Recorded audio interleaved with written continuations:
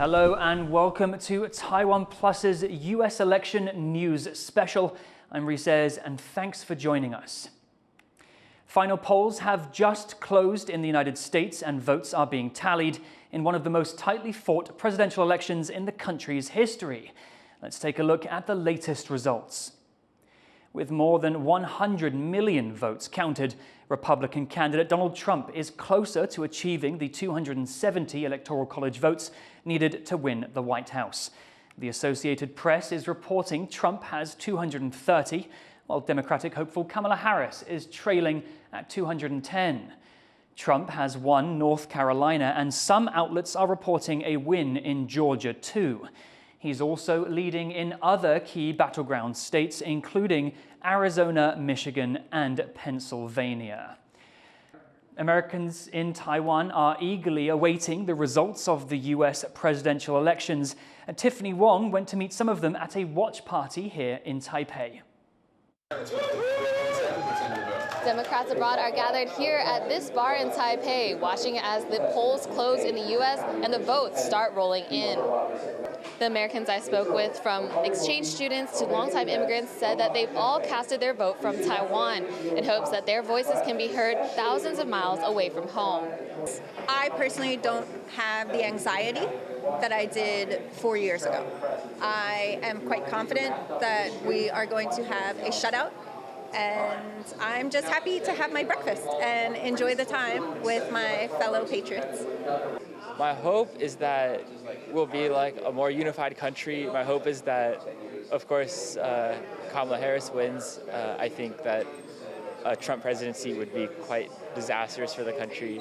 But my hope is just generally that, honestly, no matter the outcome, I just hope that that we're able to move on a path forward for all Americans. Now, this event is for Democrats, but there are also a number of other election watch parties being held across Taipei today for Americans, regardless of their party affiliation. This is a pivotal election, and there are about 3 million Americans abroad eligible to vote, but only about 3% actually cast their votes. Now, those voters here hope that they can make a difference and see those results soon. But with the race still too close to call, they'll likely be waiting a little longer before they find out who will be the next president of the United States. Chris Ma and Tiffany Wong in Taipei for TaiwanPlus. Well, we're going to cross now to the United States to Louise Watt, who is in Florida, where Trump's campaign is holding its election night watch party. Louise, what's the latest down there in Florida? It looks like Trump may be on a path to victory. He is due to arrive in the convention center, which is just next to me here in West Palm Beach. He's expected to give a speech to his supporters and donors that have been here at a watch party all evening. So why did people vote for Donald Trump? Well, I think a lot of it is to do with his very clear and simple messaging. On the campaign trail, he repeatedly asked people, do you feel better off than you did 4 years ago? And many people simply don't. He also won votes on border control. He said he would control America's borders much better than the Harris-Biden administration. Essentially, billboards would say, Trump, life will be better. A very simple message. And many people thought that Kamala Harris would get the women's vote, but I have to tell you, in the crucial swing state of Pennsylvania, there are lots of women out supporting him. In one event I went to, half the supporters were women. And Louise, the polls were so close this time. It was almost a coin toss between Harris and Trump. How have we got to this point?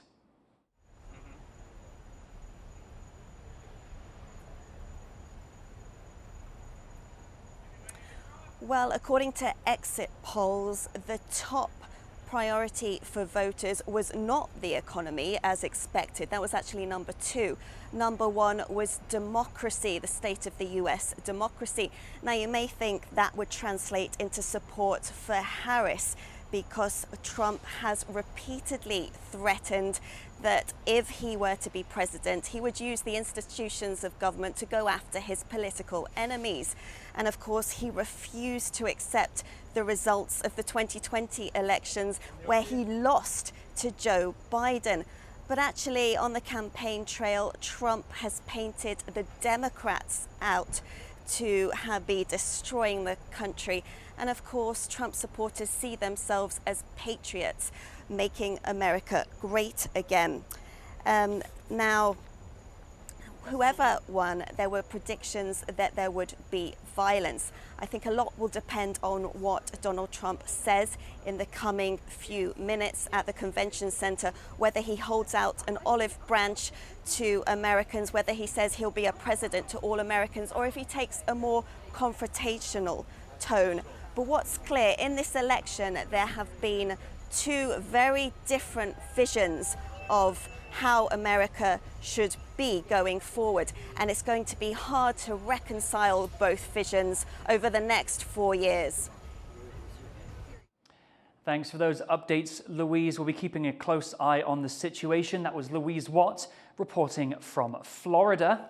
Joyce Tseng is at the Harris campaign's election night site in Washington, D.C. Joyce, what's going on down at the Harris camp? A sharp shift in mood here at Howard University. Vice President Kamala Harris's alma mater. Moments ago, a campaign representative coming out to announce that the vice president will not be addressing the crowd here. Instead, will be speaking on Wednesday. He also reminded people that votes are still being counted and that it's not over yet. Earlier, though, it felt like a huge party. There were people singing and dancing in anticipation of a historic victory for Kamala Harris, who was hoping to become the first female president and the first Black and South Asian president. Now the campus is noticeably quieter, even empty, as people start leaving. And this is very different to how it was earlier. People were excited and optimistic, and one person even told me that they were spiritually feeling that this was Kamala Harris's moment, but that energy now has been overtaken by nerves and also even disappointment. And Joyce, what do Harris supporters worry about if Trump were to become president?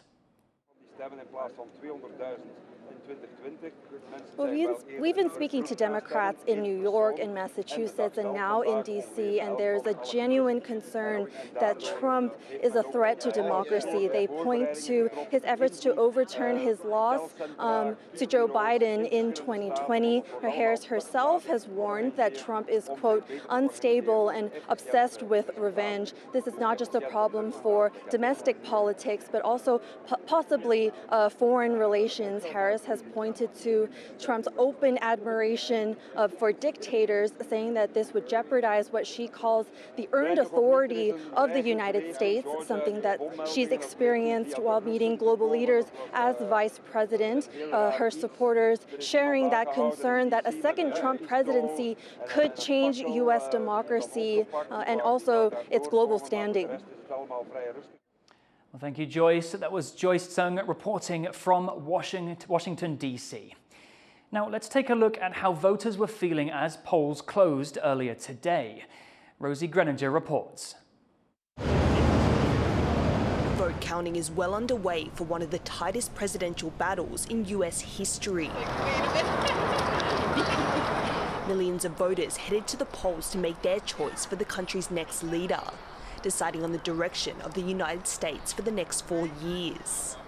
And the two main candidates represent two sharply different visions for the country. Running for a second term in office after losing a re-election bid in 2020.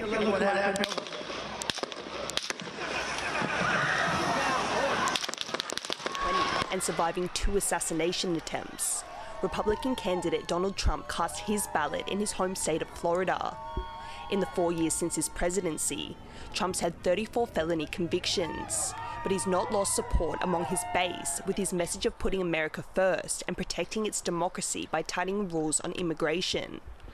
Side by side with wife Melania, the Republican candidate appeared optimistic. I feel very confident. I have felt, we went in with a very big lead today, and it looks like Republicans have shown up in force.